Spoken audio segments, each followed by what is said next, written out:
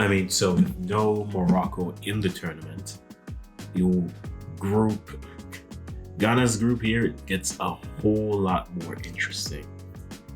Um, so essentially with no Morocco, you're down to 3 teams playing and only 2 going through. So you can't drop points anywhere. Group C is now very intriguing. And first matchup, Ghana loves losing the debutantes. Madagascar 2, Ghana 1. Where do we start with this game? Let's go with a few of the stats coming in. We have a goal coming in the 10th and the 61st minute from Madagascar. Ajompong comes in with the 67th. Bit of a worldie from the Madagascar keeper. And truly, it really starts to get interesting on that aspect because you ask yourself, what was the goalie thinking there? If you're Ghana, you're looking back at this game, the story is just missed opportunities. Yes, they had the penalty that got picked up, but I think it was the right call there.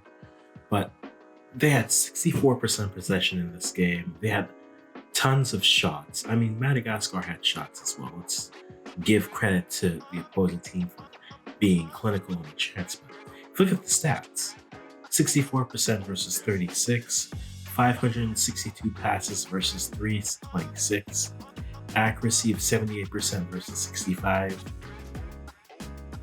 They just 7 corners to 1. Ghana was not clinical today, and it showed. Ghana on paper is the better team, but here it's not about on paper. Here it is simply about what you're able to do on the pitch. Like we said earlier, because there's no Morocco here, instead of losing one game and then having maybe another game to regain form, it's now or never now. They need Sudan to beat Madagascar, or you need Madagascar to beat Sudan and put yourself in that position where you can win. And that way, when you match up with Sudan, it's a win and you're in. At this point, you need Madagascar to run away with the group, and that way Ghana can finish in second place. Because there is no other time. There's no other space that you can kind of run through. So it's a tough spot to be in, but hey, I mean, these are what these terms are for.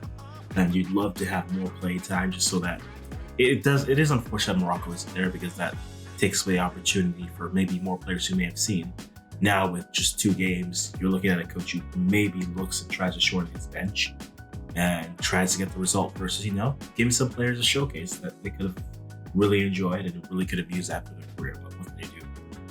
So Madagascar topping their group. Coming up tomorrow, Mali versus Angola, Cameroon versus Congo.